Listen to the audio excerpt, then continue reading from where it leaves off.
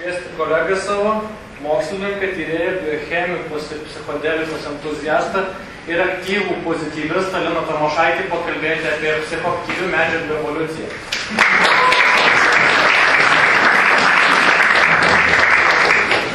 Čia yra gal šviesas, ne? Ar matote visi? Čia gal Labai šviesu.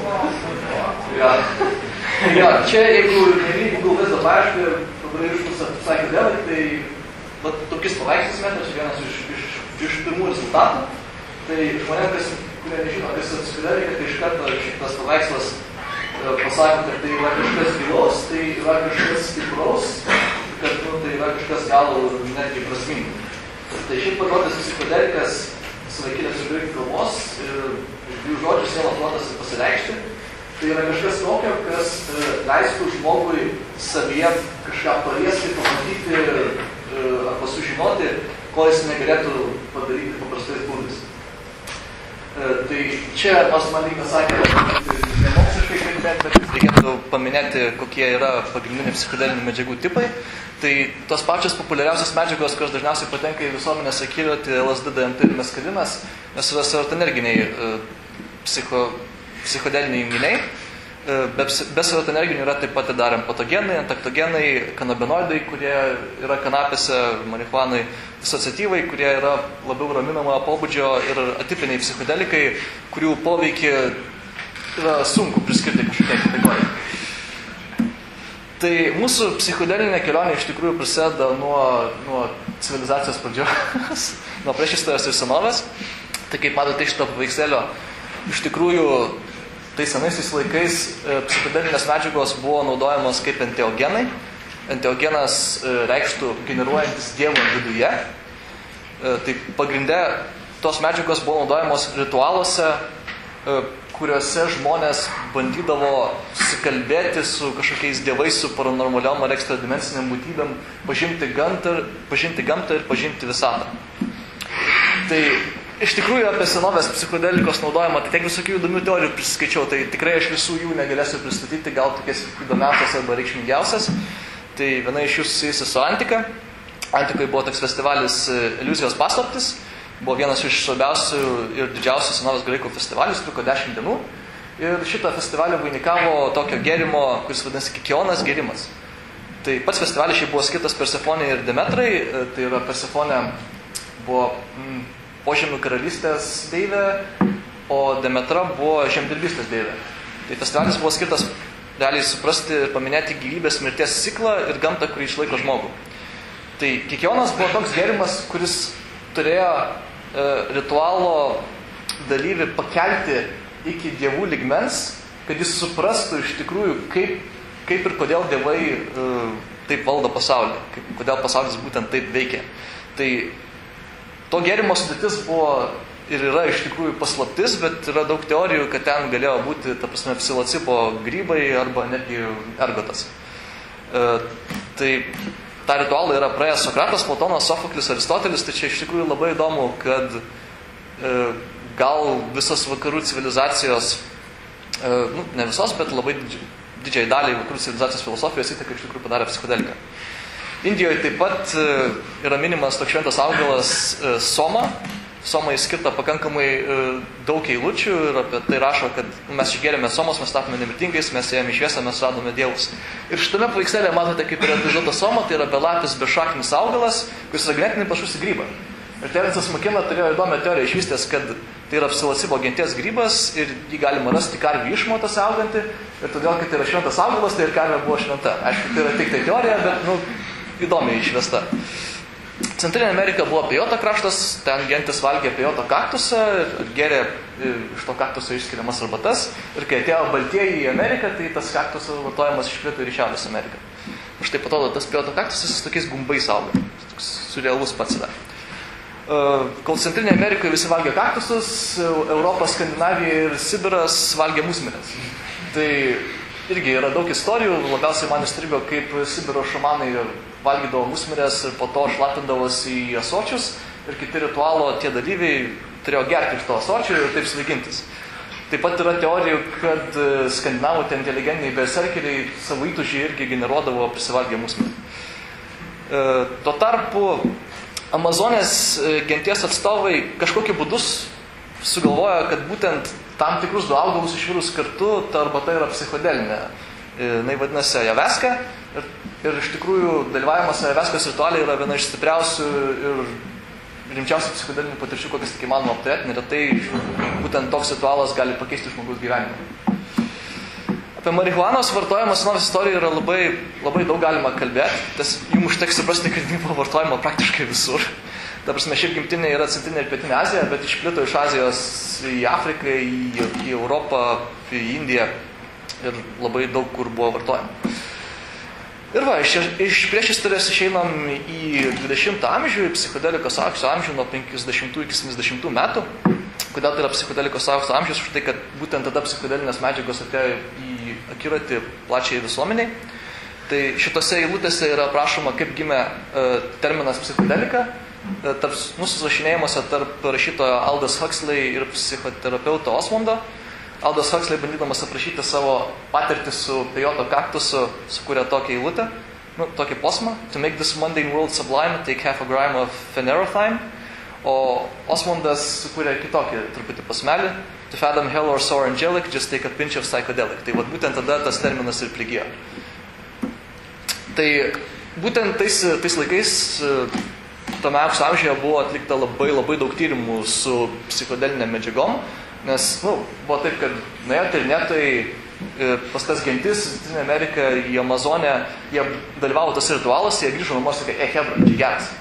Tai iškart mokslininkai galvojo, čia iš tikrųjų geras, reikia šitą ištirti. Tai ne tik mokslininkai to užsikabliavo, bet ir armija ir CŽV. Ir turėjo tokią programą, kuri vadinosi MK Ultra, kurios metu ten, vykdydavo, taip sakant, moraliai labai ginčytinus dalykus. Ten vos nekišo LSD ir kitokias psichodelikas žmonėm be sutikimo. Tai šita programa yra apipinta tiek visokių sąmokslo teorijų, kad čia irgi būtų galima atskirą paskaitų ciklą apie ją daryti. Taip pat mokslininkai, betirdami psichodeliką, suprato, kad jinai potencialiai gali būti naudojama psichoterapijai, alkoholizmui gydyti, skausmui malšinti ir kūrybiškumui. Iš tikrųjų, tais laikais tai buvo ant bangos, kad buvo manoma, kad būtent LSD ir kiti psichodelikai ateity bus toks vaistas, toks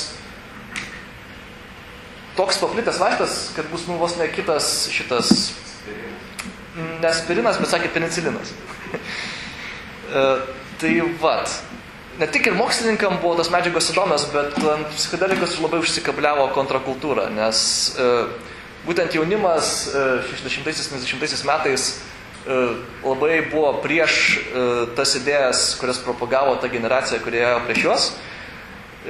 Jie maištavo, jie norėjo kitaip mąstyti, jie išpažino kitokias vertybės, vienybę, brolybę, meilę, darna, kooperaciją.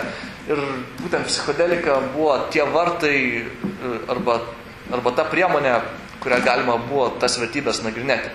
Nes, empatogenai, euforija ir taip toliau. Ir psichodelikos visas ta banga ir tas naudojimas atspindėjo kartu ir kultūroje. Psichodelika buvo pradėta labai daug filmuose minėti, literatūroje, o muzikoje iš viso buvo net atskiras muzikos žanras psichodelinis rokas. Ta prasme, Beatlai buvo psichodelika, Hendrixas buvo psichodelika, Pink Floydai ir Dorsai ypač.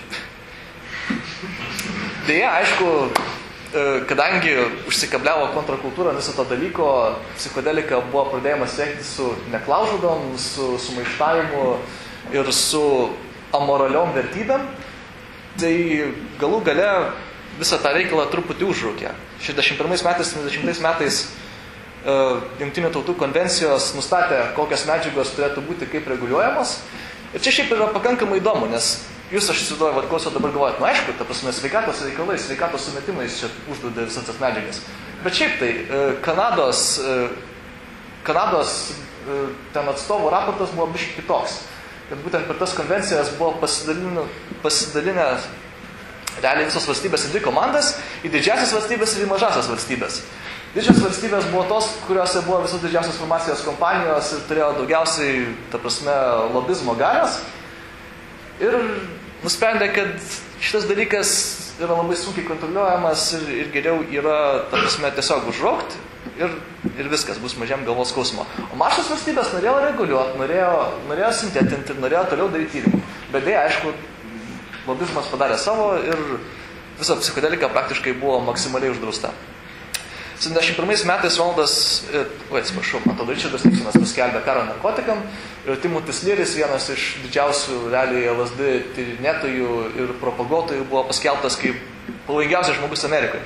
Tai nežinau, čia dabar šiais laikais atrodo kaip visiška hiperbolė, bet tais laikais tai iš tikrųjų buvo tokia atmosfera su viso šito dalyku. Ir tas karas narkotikams, mano nuomonė, buvo viena iš didžiausių JAV ir išorės ir vidinės politikos klaidų, nes dabar visi praktiškai vienareikšmiškai pasauliniu mastu pripažįsta, kad tai buvo bloga idėja. Pažiūrėkit, kas dedasi Meksikoje dėl kokaino, ar ten tų kartelių, kiek mirčių, kiek Amerikoje į kalėjimą žmonių sėda dėl vien tik marihuanos turėjimo. Ta prasme, Amerikos kalėjimo populiacija yra didžiausia visame pasaulyje. Ten yra visiškai stebuklai. 11 metais Pasaulinė narkotikų statymo komisija netgi yra pasakiusi, kad karas prieš narkotikus yra žlugęs, žalingas individams ir visuomenėms visame pasaulyje. Ir šiais metais, čia visai neseniai, prieš kokias 2 savaitės, buvo susirinkusi Pasaulinė narkotikų statymo komisija, kurioje yra labai daug įvairių šalių eksprezidentų ir iš jungtinių tautų atstovų ir iš JAV labai daug ten ir iš tų Secretary Generals, neprisimenu dabar kaip ten vadinasi. Bet vien žodžiu, vienareikšmiškai pasakė, kad įstatymus reikia keisti ir tikisi iki 20 metų iš pamatų pakeisti, kaip yra psichodelinės medžiagos naudojamos visuomenė. Realiai pagrindė norima padaryti, kad tokios medžiagos kaip LSD ir MDMA galėtų būti naudojamos psichoterapijai, nes ten jos iš tikrųjų žada labai daug. Kas man gali pasakyti šitas žemėlapis, ką rodo? Jo, iš tikrųjų taip ir yra. Labai ironiška, kad Amerika praktiškai ta šalis, kuri nešė vėliavą psichotropinių medžiagų uždraudimui, dabar vos neša vėliavą jo į kitą pusę. Tai žalia spalva yra pavaizduotos tos valstybės, kuriuose marihuana yra visiškai leidžiama naudoti laisvalaikiu, taip pasakyti. Tamsiai mėlyna spalva ten, kur ir medicininiam reikmėm ir dekriminalizacija, šviesiai mėlyna spalva dekriminalizacija, o ta elektrinė tokia, tai, man atrodo, tik tai medicina. Tai iš tikrųjų jo, laikai keičiasi ir bent jau marihuana tai darosi kuo toliau, tuo labiau priimtina visuomeniai ir aš manau, kad su laiku tai ateis ir Europą ir netgi Lietuvą. 2013 metais Europos narkotikų stebėjimo centras tokį skaičiuką numetė, kad Europoje šiuo metu yra apie 280 legaliai prieinamų narkotikų. Tai yra narkotikai, narkotinės medžiagos, kurios nėra aprašytos įstatymų, nes įstatymai turi kažkaip klasifikuoti, kurios medžiagos yra legalios ir kurios ne. Tai gudrus chemikai visada juda biškai greičiau negu įstatymai ir jie sugeba stėti tokių medžiagų, kurios nepakliūna į tos įstatymus. Tai karas prieš narkotikus truputį yra bergždžias, nes chemikai visada bus viena koja į priekį, todėl dabar pereinama iš tikrųjų labiau į reguliaciją, o ne į draudimą. Šiaip, draudimas niekad nebuvo, ta prasme, geras sprendimas. Jeigu prisimenat, kaip vyko prohibicija alkoholio ir koks tai buvo skandalas ir kad nieko gero iš to nesigavo. Dar viena tokia istorija, kad dažniausiai, kai yra uždraudžiama kažkokia medžiaga, jinai yra uždraudžiama dėl to, kad tai yra arba amoralu, arba tai vartoja prasčiokai. Marihuana buvo uždrausta, kad tai vartojo imigrantai iš Meksikos ir juodaodžiai. Ten buvo labai didelė viešoji kampanija, o pavyzdžiui, Anglijoje buvo uždraustas džinas, nes įgėlė prasčiokai, o viskai buvo galima gerti visiems, nes viskai galėjo daryti tik didelį. Ir va, čia paskutinė skaidrė iš mano tokio asmeninio archyvo, čia aš gal biškai pasigirsiu. Čia neseniai buvo tokia konferencija ir teko man susipažinti su Nobelio premijos laureatu Kerry Vimalas. Jis yra teigęs savo autobiografijoje, kad be LSD jis nebūtų atradęs polimerazinės grandinės reakcijos. Kas yra svarbu? Jo, kas šiaip yra labai svarbu biochemijai. Kad jis nebūtų atradęs ir nebūtų gavęs Nobelio. Ir buvo labai įdomu, kai mes su operos ir baleto teatre su juo susėdom ir realiai visą valandą prakalbėjom apie tai, kaip jis jaunystėje ten vartojo LSD ir kitus dalykus ir kaip sintetino. Ir labai daug iš tikrųjų tokių įtakingų asmenybių kaip Steve'as Jobsas, labai daug rašytojų, Aldous Huxley's, Thompsonas, ten aibė kitų, dar Feynmanas yra sakęs, kad vartojo. Visi sakė, kad LSD ir kiti psichodelikai jų gyvenime padarė kažką reikšmingo, kažką gero. Todėl aš manau, kad, nežinau, dabartinė, gal ne dabar, bet netolimoji ateitis bus dar vienas psichodelikos aukso amžius, kada tai bus netokia stigma ir tai teiks daugiau naudos, negu tai teiks žalos. Tai ačiū labai.